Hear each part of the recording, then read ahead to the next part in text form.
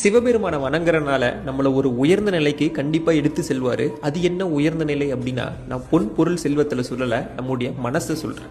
நம்முடைய மனசு உயர்ந்த நிலை அடைஞ்சிட்டாலே அதுக்கப்புறம் நமக்கு தேவையானதை நம்மளால அழகா அடைஞ்சிட முடியும். அந்த மனசானது சிவபெருமான வணங்க வணங்க மேன்மை அடைஞ்சுக்கிட்டே போகும். என்ன மாதிரி மேன்மை அடையும்? ஆணவம் இருக்காது, அகங்காரம் இருக்காது, போட்டி பொறாமை எதுவுமே இருக்காது. நம்ம மனசு அமைதியாயிடும், பக்குவம் வந்துடும், பொறுமையா அணுகக்கூடிய குணம் வந்துடும் அப்படின்னு நிறைய சொல்லிக்கிட்டே போகலாம். இது எல்லாமே சிவன் நம்மளை செதுக்கி இருக்காரு அப்படிங்கிறதுக்கான அறிகுறிகள்.